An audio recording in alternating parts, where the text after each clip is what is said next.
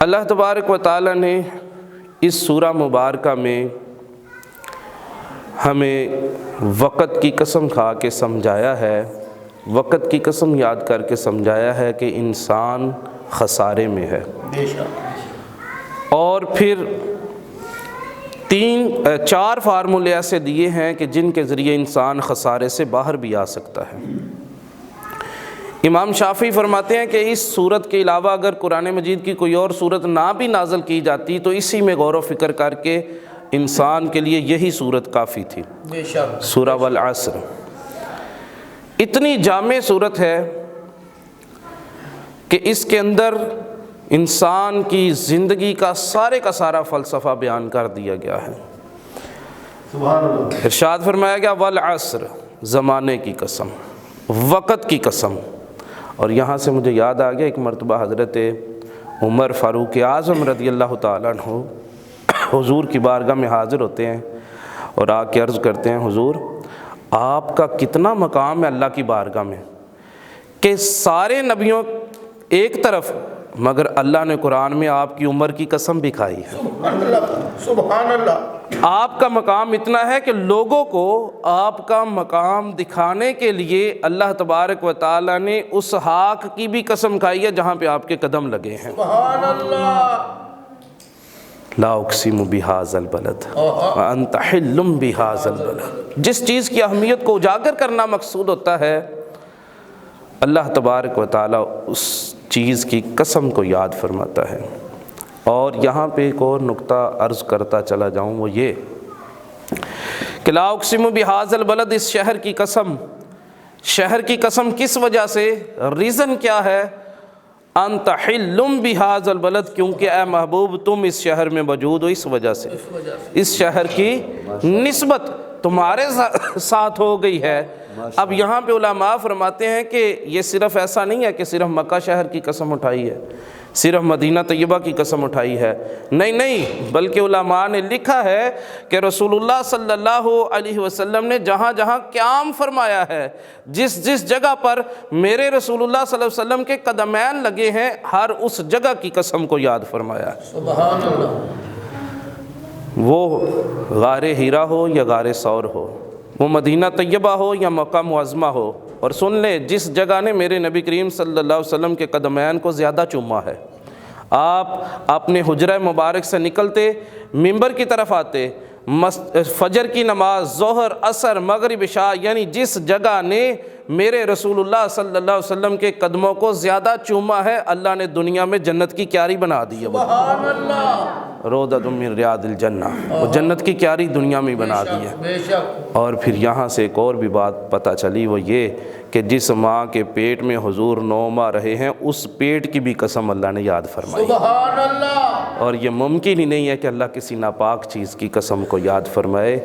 اماں آمنہ رضی اللہ تعالی عنہ بھی ایمان والی ہیں، اور حضرت عبداللہ رضی اللہ تعالی عنہ بھی ایمان والے ہیں۔ سبحان اللہ۔ اور یہاں پہ ایک اور بات کہ جس زمین کو حضور سے نسبت ہو جاتی ہے اس کی قسم اللہ قرآن میں یاد فرماتا ہے، تو سب سے زیادہ حضور کو نسبت تھی تو ابو بکر صدیق کے ساتھ تھی۔ سبحان اللہ۔ یہ سفر میں بھی حضور کے ساتھ ہیں، حضر میں بھی حضور کے ساتھ ہیں، غار میں بھی حضور کے ساتھ ہیں، اور آج مزار میں بھی حضور کے ساتھ ہیں۔ سبحان اللہ۔ ایک مرتبہ رسول اللہ صلی اللہ علیہ وسلم اپنے صحابہ سے خطاب فرما رہے ہیں تو جبریل امین بھی قریب آ کے بیٹھ گئے۔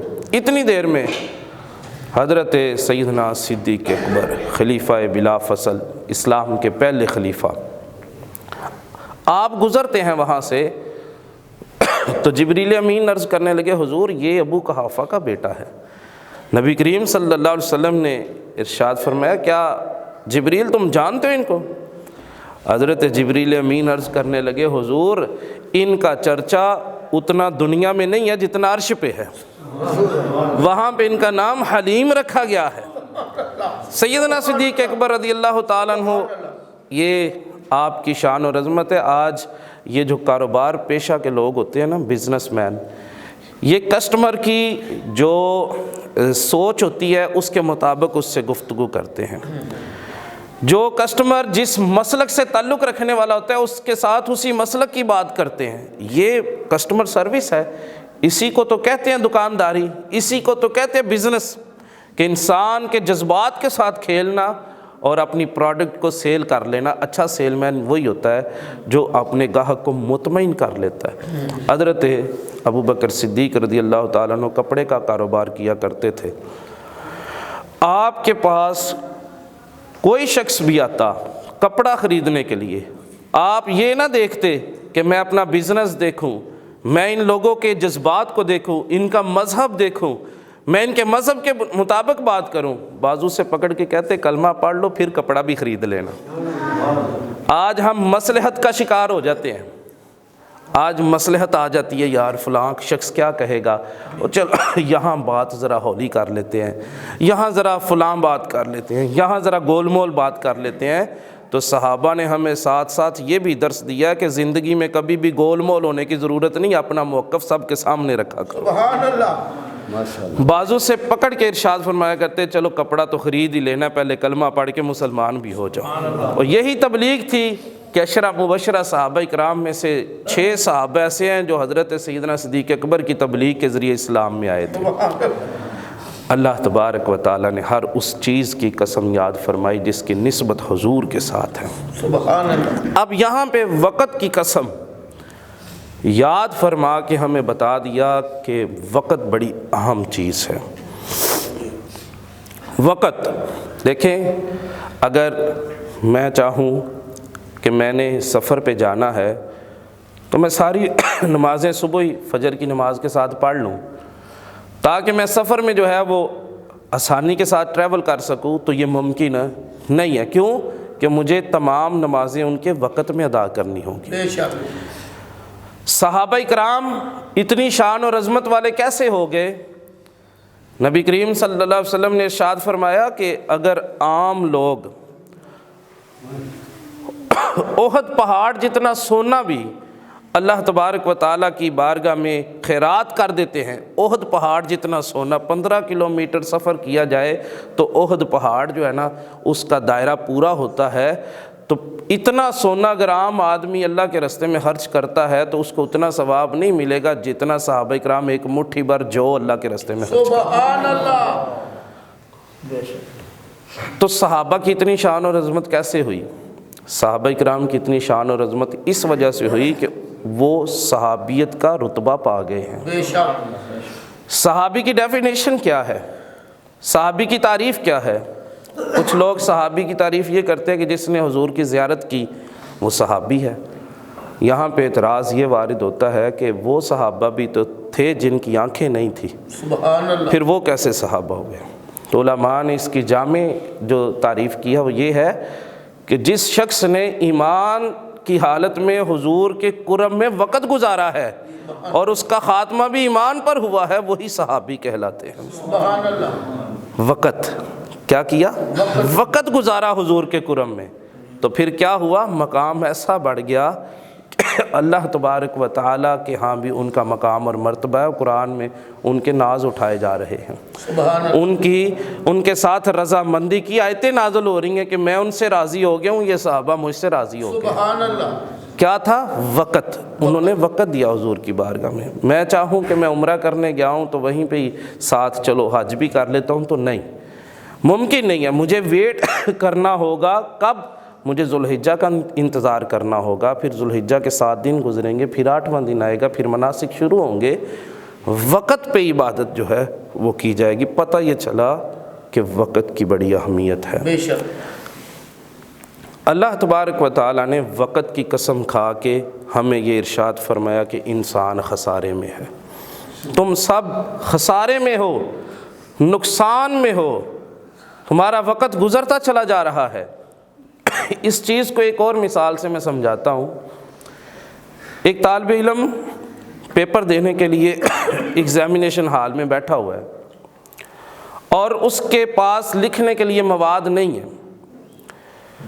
اس کی تیاری نہیں ہے۔ اب جو نگران ہے، انویجیلیٹر ہے، وہ گزر رہا ہے اور بار بار دیکھ رہا ہے کہ اس کا جو پیپر ہے اس کے اوپر ابھی تک اس نے کچھ نہیں لکھا۔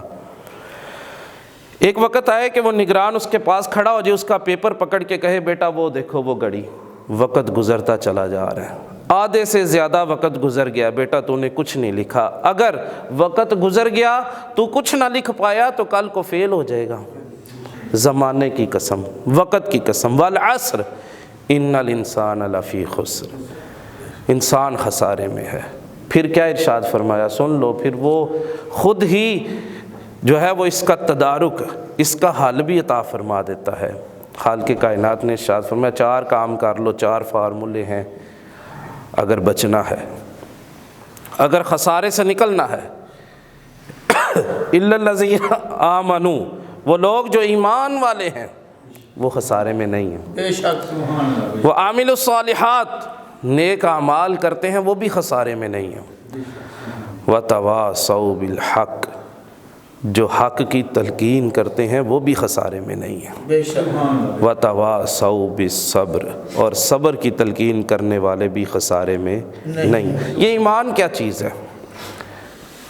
حدیث جبریل، حضرت جبریل امین حضور کی بارگاہ میں حاضر ہوتے ہیں اور کچھ سوالات کیے، جن میں سے ایک سوال یہ بھی کیا تھا کہ ایمان کیا ہے؟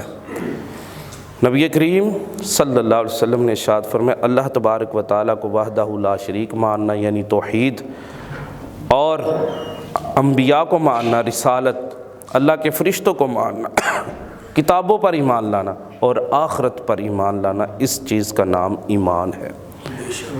آج میں یا آپ اپنے گریبان میں جھانک کر دیکھیں کہ کیا ہم ایمان کے درجے پر فائز ہو چکے ہیں؟ کیا ہم حقیقت میں توحید پرست ہیں؟ کیا حقیقت میں اللہ تبارک و تعالیٰ کو وحدہ لا شریک مانتے ہیں؟ کہ کہیں نہ کہیں اس لیول پہ جا کے کسی اور کا تصور تو نہیں آ جاتا؟ کہیں ایسا تو نہیں جہاں مجھے اپنے رب کو پکارنا تھا وہاں میں کسی اور کو پکار رہا ہوں؟ کہیں ایسا تو نہیں؟ اگر تو توحید والے ہیں تو آپ کو مبارک ہو، ایمان کا پہلی سیڑھی جو ہے وہ آپ نے سر کر لی ہے۔ پھر بات آتی ہے رسالت کی، انبیاء کو ماننا، اور رسالت اس وقت مکمل ہوتا ہے جب رسول اللہ صلی اللہ علیہ وسلم کو اللہ تبارک و تعالیٰ کا آخری نبی مانا جائے۔ رسالت کا درجہ اس وقت مکمل ہوتا ہے، مگر افسوس ہے اس بات کا کہ آج ہمارا نوجوان وہ یورپ جاتا ہے اور وہاں جا کر کے اس کو یہ لالچ دیا جاتا ہے کہ بیٹا یہاں پہ نیشنلٹی لینی ہے نا، یہاں پہ سیٹلمنٹ لینی ہے، یہاں پہ سٹیزن شپ لینی ہے، تو بیٹا یہ کاغذوں کے اوپر لکھ دو کہ تم مرزائی ہو، قادیانی ہو، نبی پاک صلی اللہ علیہ وسلم کو معاذ اللہ کا آخری نبی نہیں مانتے، تو افسوس سے کہنا پڑتا ہے کہ ہمارا عقیدہ رسالت اتنا کمزور ہے کہ ہمارے بے شمار نوجوان کاغذوں پہ سائن کر دیتے ہیں۔ استغفر اللہ۔ میں ذاتی طور پہ برطانیہ میں ایسے لوگوں سے ملا جن لوگوں نے نیشنلٹی کس طرح لی کہ اپنے آپ کو قادیانی مرزائی دکھا کر کے نیشنلٹی لی۔ ایک بندے سے ملاقات ہوئی، میں نے کہا کہ یار یہ کیا ظلم کیا تم نے؟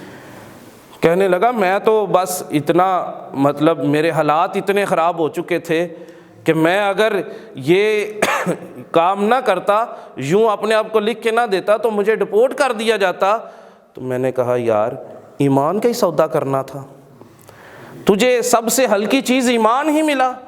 یار دنیا کی دولت جاتی ہے تو چلی جائے، تو نے ایمان کا سودا کر دیا ہے۔ طائر لاہوتی، اس رزق سے موت اچھی جس رزق سے آتی ہو پرواز میں کوتاہی۔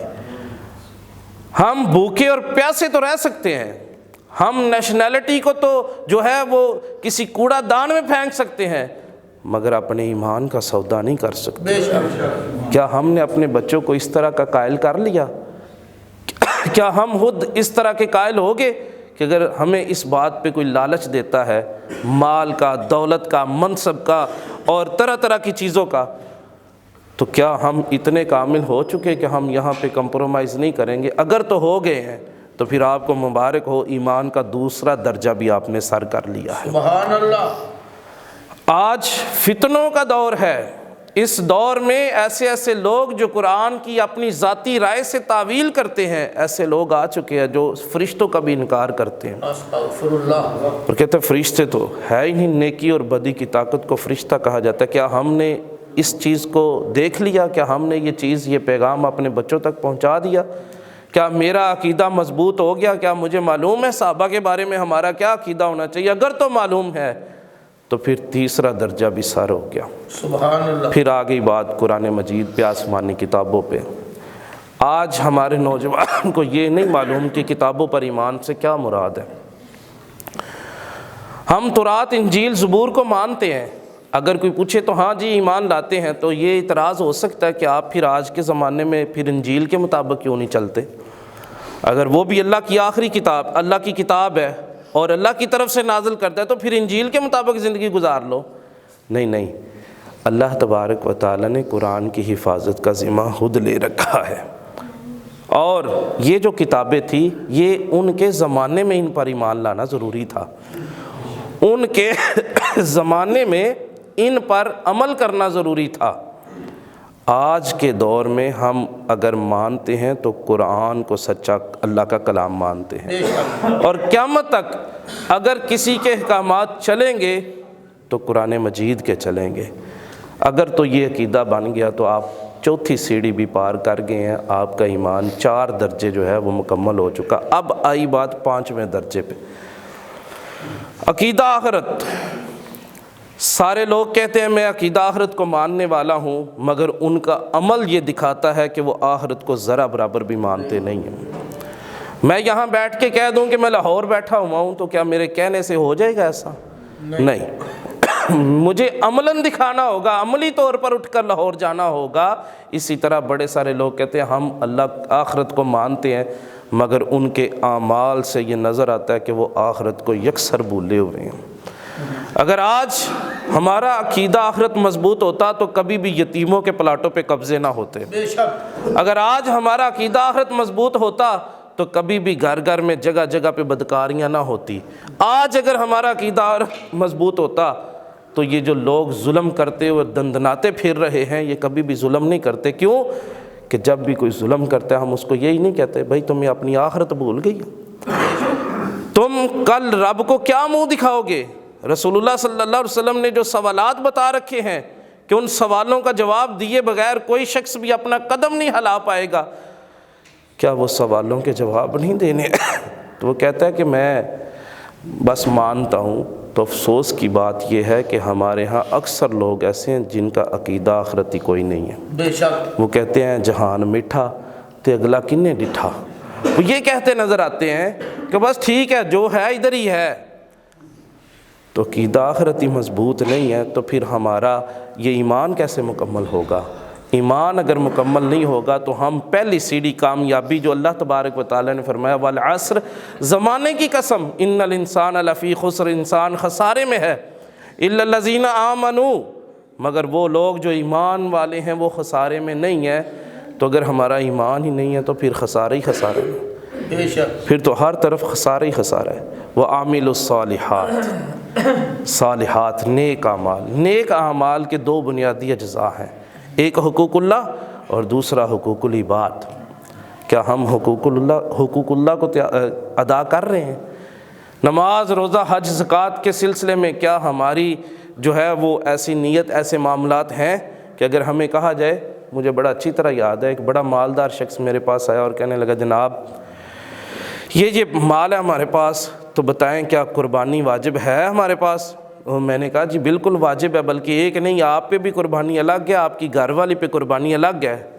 تو بڑے ہی جو نا چاہنے والے انداز میں کہنے لگا اچھا کل تک تو یہ تھا کہ میں نے اکیلی قربانی کرنی ہے، تو مولوی صاحب کے پاس بیٹھے ہیں تو ایک اور قربانی پڑ گئی ہے، معاذ اللہ۔ یہ تو انداز ہے ہمارا اللہ کے حقوق اللہ کو ادا کرنے کا۔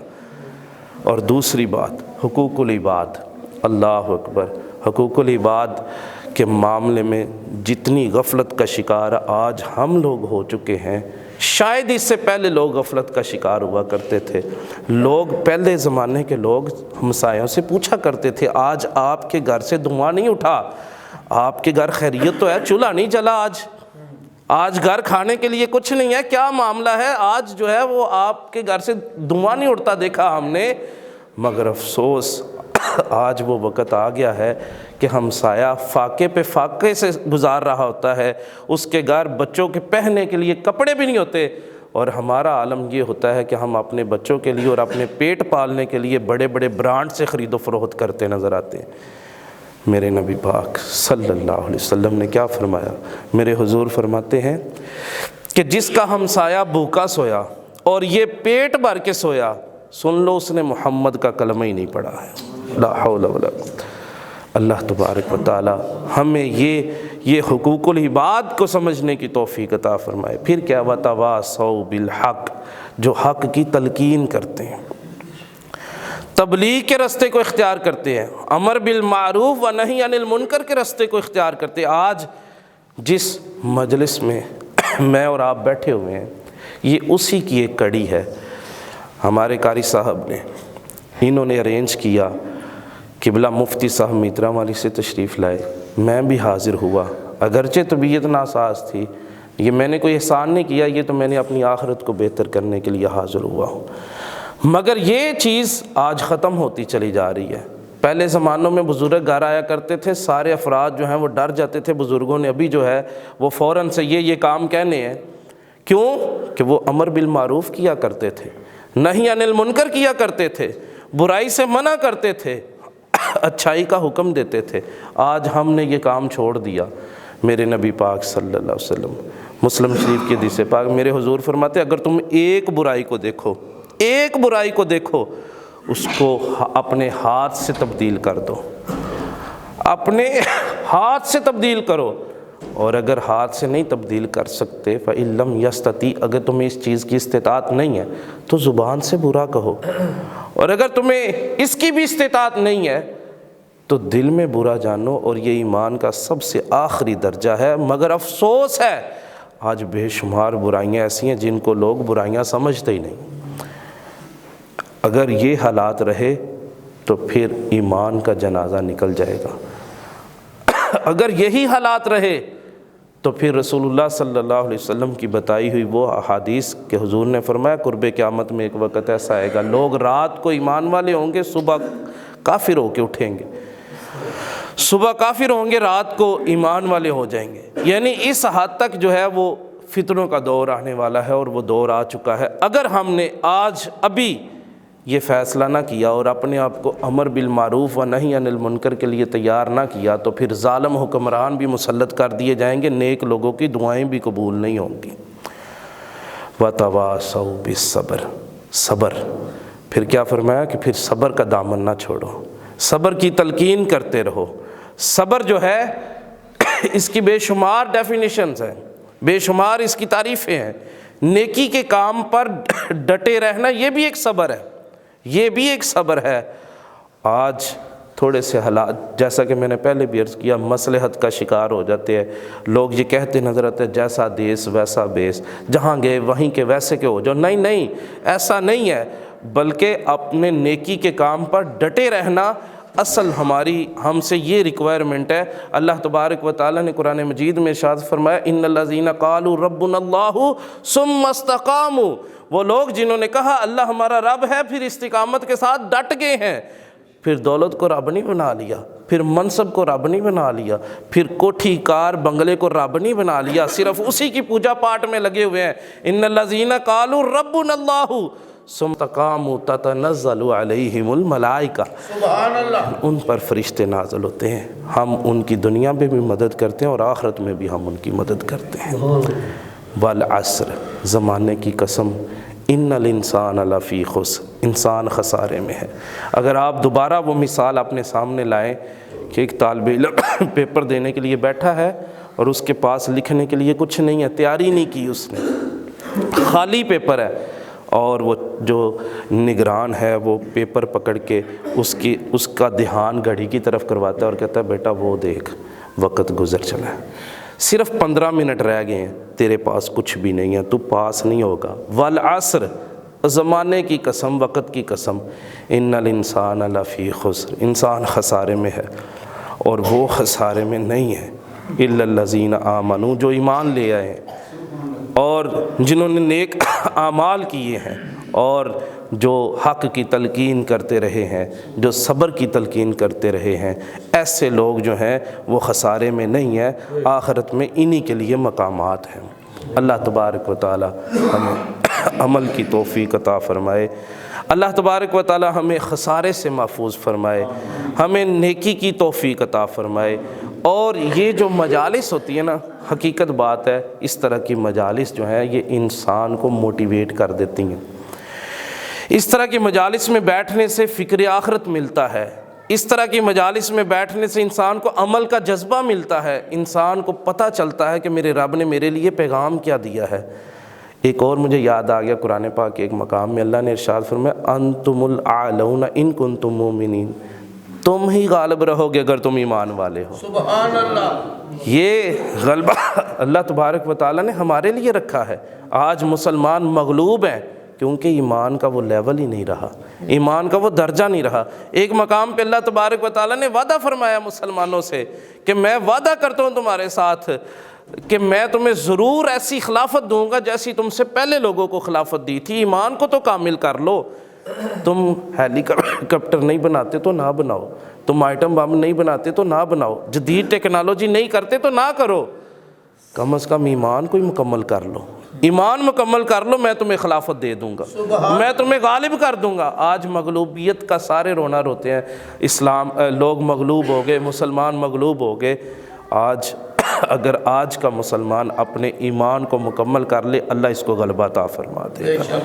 اللہ تبارک و تعالی ہمیں عمل کی توفیق عطا فرمائے۔